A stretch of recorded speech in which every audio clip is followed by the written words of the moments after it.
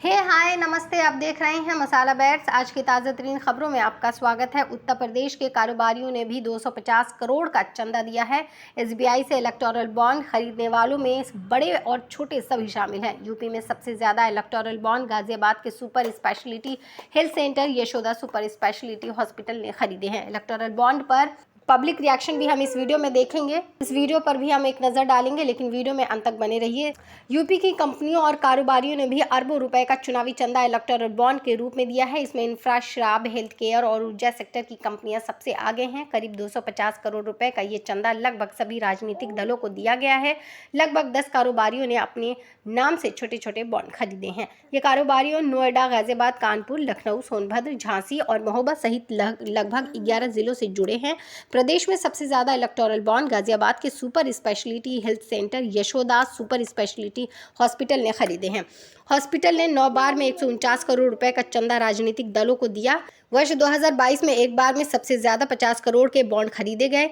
UP से अच्छी खासी संख्या में चुनावी बॉन्ड खरीदने वालों में सोनभद्र के Renuka investment and finance, Lucknow की infrastructure company Apco Infratech, Marriott developer Lucknow, Renukeshwar investment Sonbhadra, Meenu creation Noida, Radika Khaitan, western UP power transmission company और नंदी इंटरप्राइजेज आदि प्रमुख हैं। इसके अतिरिक्त masala stock, real estate, FMCG, चाय आदि से जुड़े कानपुर, नोएडा, गाजियाबाद के कारोबारी हैं जिन्होंने छोटे छोटे बॉन्ड खरीदे हैं। व्यक्तिगत नाम से बॉन्ड खरीदने वाले कारोबारियों की संख्या 21 से ज़्यादा है, जिन्होंने कुल करीब 15 करोड़ रुपए के बॉन्ड खरीदे।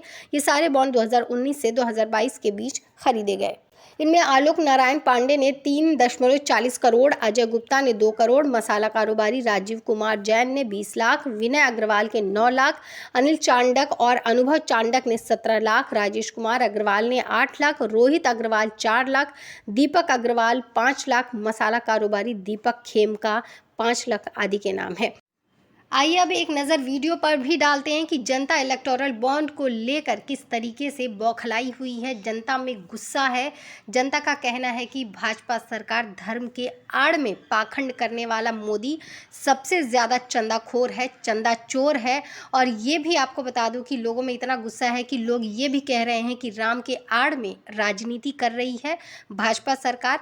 जब से ये आई है सरकार, तब से सिर्फ छलने और ठगने का काम कर रही है और हिंदू और मुस्लिम का बांटने का काम। जब भी कोई डिबेट होती है, जब भी किसी तरह की कोई बात होती है, तो सिर्फ उसमें हिंदू, मुस्लिम, पाकिस्तान, ये 3 शब्द के अलावा कोई भी शब्द वो इस्तेमाल नहीं करती है। इनका एजेंडा ही यही है कि ये हिंदू और मुस्लिम को बांट दे।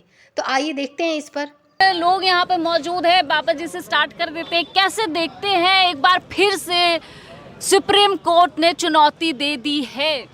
ये देखिए, सुप्रीम कोर्ट ने चुनाव से पहले सुप्रीम कोर्ट बड़ी मेहनत के बाद ये लाया कि कुछ जो है धर्म के आड़ पे, राम के आड़ पे, गंगा के नाम पे, ब्राह्मण के आड़ पे, राष्ट्र के आड़ में, विश्व गुरु बनने के आड़ में कितना बड़ा नोटबंदी का सबसे बड़ा भ्रष्टाचार का धन जो है वही इलेक्ट्रोल बॉन्ड है। ये बॉन्ड वो है, ये गारंटी वही देता है। बेरोजगारी की गारंटी यही है, महंगाई की गारंटी यही है, डीजल पेट्रोल बढ़ने की गारंटी यही है, गरीबों को और गरीब मजबूर बनाने का ये। मैं आपकी जानकारी के लिए बता दूं, 2 रुपए पेट्रोल डीजल सस्ता हो गया है इलेक्शन। ये तो नफरत और जुमला, झूठ, पाखंड, षड्यंत्र, मायावी अद्भुत चमत्कार करने में भारतीय जनता पार्टी महारत हासिल है। इसीलिए तो आनन फानन में फिर आचार संहिता की घोषणा होनी जा रही है। ब्रेकिंग न्यूज आ जाए। और जो ये बॉन्ड का जितना बड़ा, बताइए, ईडी को धमका। लोग कहते थे उत्तर प्रदेश में अखिलेश यादव के राज में गुंडा था। अरे महागुंडा, रावण से बड़ा भी, कंस से बड़ा भी। ईडी के नाम पे 1 करोड़ दो, सीबीआई के नाम पे 200 करोड़ दो।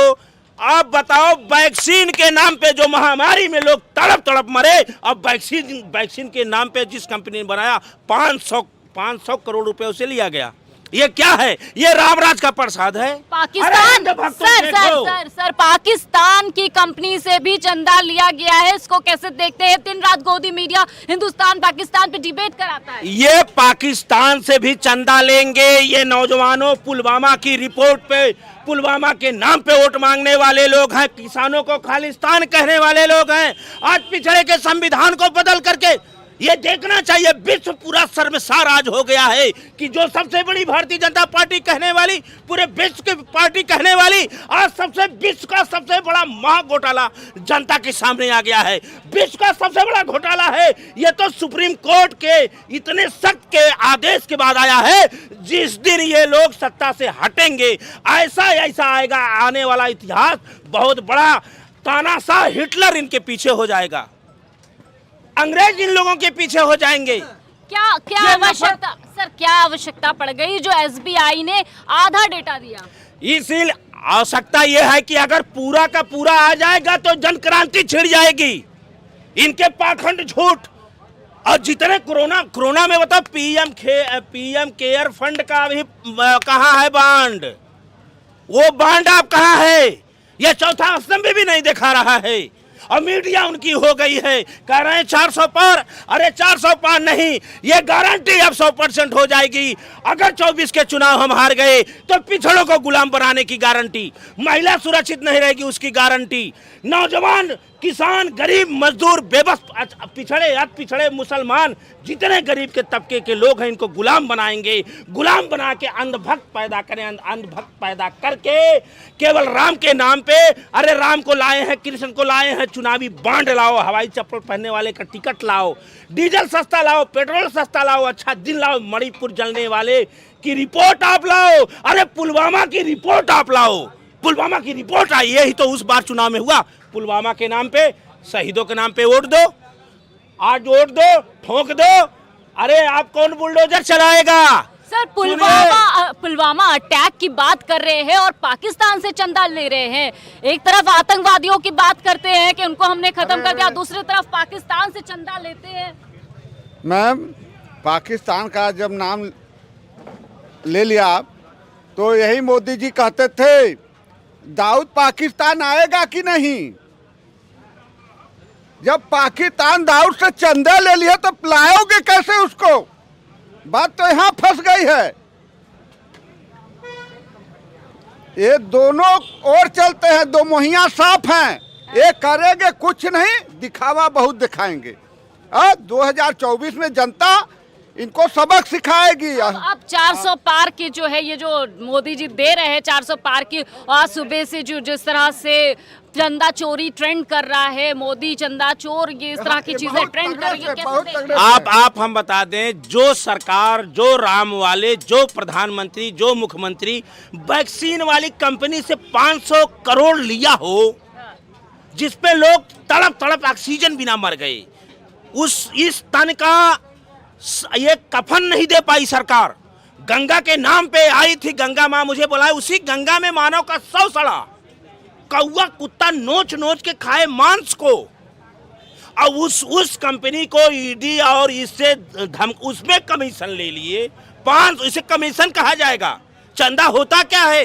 चंदा तो गरीब लोग मांगता है, चंदा तो जो मजबूर होता है वो मांगता है, चंदा की जरूरत विपक्ष की है। इनके पास तो बांड है, सरकार है। आप ईडी सीबीआई के तहत लिए तो आप पाकिस्तान तो बहुत पीछे छूटता है, जिन्होंने राम को बेच दिया, मानवता बेच दिया, धर्म को बेच दिया। ये कहते हैं हम राम को लाएंगे, आप कह रहे राम को। अरे राम को कौन लाएगा? आप भी पाखंड की बात करती है। बताओ, जिसने पूरी दुनिया को लाया है, राम कहाँ है? अरे घट में राम है, सूझे नहीं, लानत ऐसा जिंद, और तुलसी यह अंधभक्तों को हुआ मोतिया बिंद। राम नाम कड़वा लागे, मीठा लागे दाम, दुविधा में दोनों गए, न माया मिली न राम। आपको बता दे, ये मानवता गरीबों की आज हो रही है, कलेजा फट जा रहा है, नौजवान आत्महत्या कर रहा है, किसान आत्महत्या कर रहा है। आज अगर होली भी आएगी तो हमारा किसान गरीब का लड़के के घर में खुशहाली होली नहीं आएगी, क्योंकि उनके पास धन नहीं है। इन लोगों ने नोटबंदी के नाम पे पूरा देश का आय व्यवस्था भ्रष्ट कर दिया और अपना बांड बैठा करके ये तानाशाह का पूरा रूप है। और इससे जितनी निंदा की जाए, ये 100% गारंटी है, संविधान बदलने की गारंटी है। इनकी नीति, एक मोदी जी गारंटी दे रहे हैं ये, अरे मोदी जी की ही गारंटी है, संविधान बदल दो, गरीबों को पढ़ाई मत करो, पिछड़ों को चुनाव लड़ना बंद हो जाए। मोदी जी की यही गारंटी है।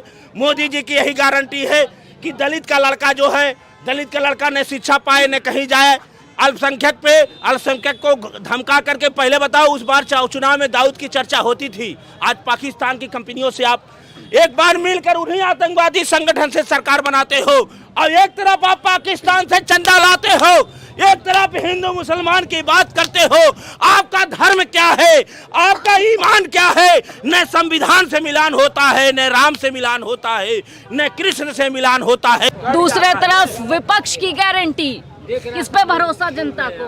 विपक्ष के गारंटी पे भरोसा है जनता का। विपक्ष का गारंटी है इस बार केंद्र में विपक्ष का इंडिया का सरकार बनेगा, ये दावे के साथ कहता हूँ। पहले भी मैं आपके डिबेट में कहा था। मोदी जी कहते हैं 400 पार का नारा दे रहे हैं, देश की जनता कह रही है उनको बुलाएगी और फिर से वो लाल किले पर झंडा लहराएंगे। 400 पार उनका लहसुन बिकवा दिए, 400 पार क्या पेट्रोल बिकवा देंगे, 400 पार क्या आटा गेहूं चावल बिकवा देंगे। उनका 400 पार ऐसा ही होता रह जाएगा।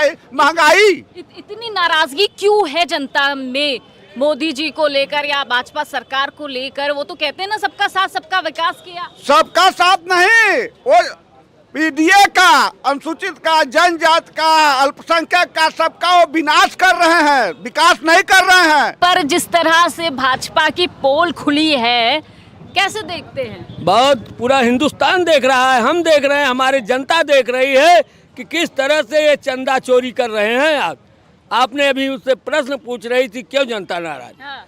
इसलिए नाराज है कि हमारा नौजवान पढ़ लिख करके आज सड़क पर खड़ा हुआ है। बेरोजगारी से पूरा उसका परिवार आत्महत्या कर रहे हैं। हमारे नौजवान, उनको रोजी रोटी के लिए सड़क पर चलना तो पड़ा। मोदी जी ने तो पहले ही कह दिया था पकौड़े तलना भी रोजगार है। हाँ, ये यही तो इसीलिए नाराज है जनता दीदी, इसीलिए नाराज हैं।